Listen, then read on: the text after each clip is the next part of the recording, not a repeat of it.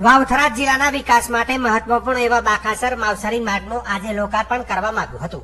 આશરે 325 કરોડ રૂપિયાના ખર્ચે નિર્મિત આ માર્ગનું ઉદ્ઘાટન કેન્દ્રીય રક્ષા મંત્રી રાજનાથસિંહની વર્ચ્યુઅલ ઉપસ્થિતિમાં તથા ગુજરાત રાજ્યના રાજ્ય કક્ષાના મંત્રી સ્વરૂપજી ઠાકોરની હાજરીમાં થયું હતું. આ પ્રસંગે વાવ ભારતીય જનતા પાર્ટીના પ્રમુખ પ્રકાશભાઈ વ્યાસ, વિસ્તારના ભાજપ આગેવાનો, કાર્યકરો તેમજ માવસરી ગામના ગ્રામજનો મોટી સંખ્યામાં હાજર રહ્યા હતા.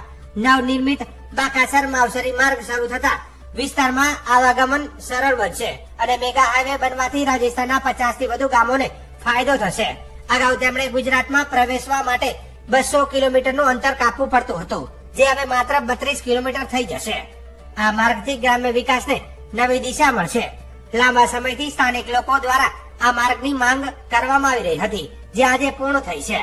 આ ઉપરાંત કચ્છ જિલ્લાના લોકોને હવે રાજસ્થાનમાં જવામાં વધુ સરળતા રહેશે.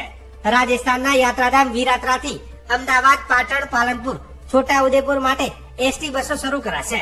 સરહદી માવસરી ગામ રાજસ્થાન માટે ગેટવે ઓફ ગુજરાત બની જશે. આ માર્ગ પર ખાનગી લક્ઝરીઓ સાથે અન્ય ઘણી ટ્રાવેલર્સો સુવિધાઓ કાર્યરત થતા માવસરીનો વિકાસ થશે. રાજ્ય કક્ષાના મંત્રી સ્વરૂપજી ઠાકોરે પોતાના સંબોધનમાં સરકારના વિકાસલક્ષી કાર્યોની ચર્ચા કરી. તેમણે જણાવ્યું કે ગ્રામ્ય વિસ્તારોમાં રસ્તા, પાણી, વીજળી અને શિક્ષણ જેવી મૂળભૂત સુવિધાઓ માટે સરકાર સતત પ્રતિબદ્ધ છે. આ માર્ગ વિસ્તારના આર્થિક વિકાસ માટે મહત્વની ભૂમિકા ભજવશે. આ વિકાસ કાર્ય બદલ સ્થાનિક લોકોએ સરકાર અને જનપ્રતિનિધિઓ પ્રત્યે આભાર વ્યક્ત કર્યો હતો. માવસરી ખાતે માવસરીથી બાકાસર રોડ એક કોરિડોર રોડ તૈયાર કરવામાં આવે છે. એનું આજે લોકાર્પણ કાર્યક્રમ હતો અને વર્ચ્યુઅલ બેઠક પણ હતી. શ્રી રાજનાથસિંહ સાહેબની વર્ચ્યુઅલ બેઠક પણ હતી.